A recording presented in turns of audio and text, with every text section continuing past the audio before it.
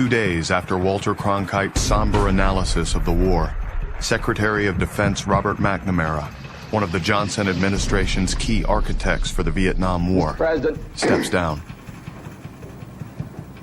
I cannot find words to express what lies in my heart today.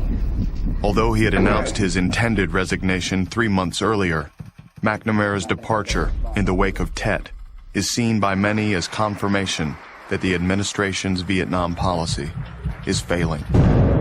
How will this help end the war? Well, this hopefully is a democracy. What becomes known as the credibility gap is vastly widened, as many American people see a strikingly different view of the war than the optimistic pronouncements of the Johnson administration. All the statements are very different, and it's very hard to believe. One says this way, the other one says the other way, and I don't know what to believe. I have a brother that just came back from Vietnam, and he talked about it, and it's a lot rougher than what they said. National politicians seize the opportunity and openly speak out against the war.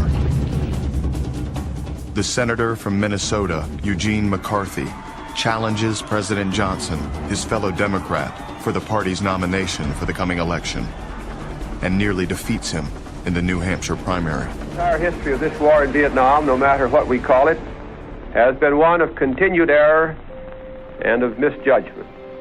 And many of us in the Congress followed patiently. With his administration in turmoil and public support for the war at just 41%, Johnson addresses the nation. Good evening, my fellow Americans.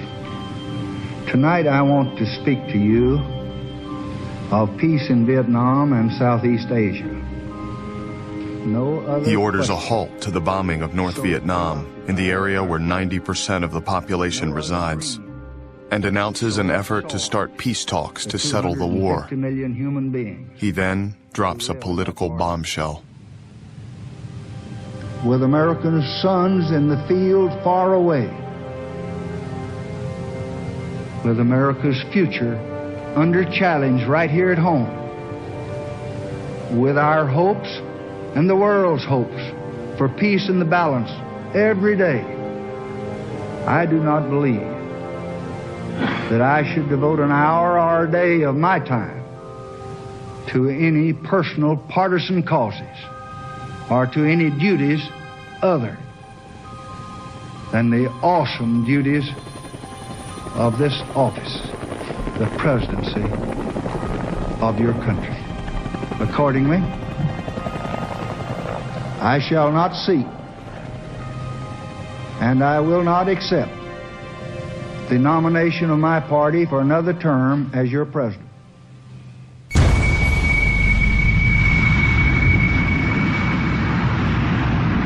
8 days after Johnson's stunning announcement, the siege at Khe Sanh, the final remaining battle of the Tet Offensive, officially ends. The Air Force's relentless bombing succeeded in finally forcing the NVA to pull back, and eventually opened the way for soldiers from the 1st Air Cavalry to break through to the base. The 77-day-long battle is the longest ever fought by U.S. troops during the Vietnam War, and one of the costliest. Of the 6,000 Americans at Khe Sanh, 274 have been killed, and another 2,500 wounded. Of the estimated 20,000 NVA who originally encircled the base, 12,000 are dead. I suppose part of me is still in shock. I thought for sure I was gonna die up on that hill. But somehow, we held off the attack. Medical corpsman Raymond Torres suffers shrapnel wounds to his face, torso, and legs. They always say, no Marine left behind. And they really mean it. Those Marines hauled my ass to safety. They were there for me when I was so hurt I couldn't do a thing for them. I suppose that's the hardest part of it all. The fact that I lived and so many of them died. I was the medic. I was the guy that was supposed to take care of them.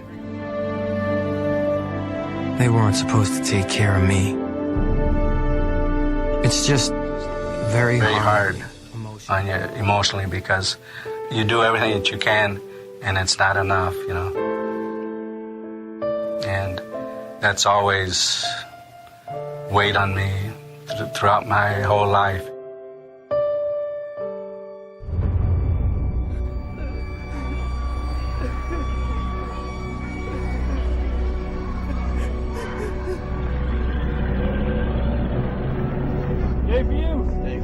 In their final analysis, the U.S. military reports that 69% of the 84,000 NVA and Viet Cong troops who fought during the Tet Offensive are killed. The VC guerrillas suffer such devastating losses, both in numbers and to their command structure, that they are essentially wiped out as an effective fighting unit. Militarily, Tet is an unquestionable American victory. But for much of the American public, it will be the graphic images of death and destruction that continue to resonate the loudest. Tet has changed the war.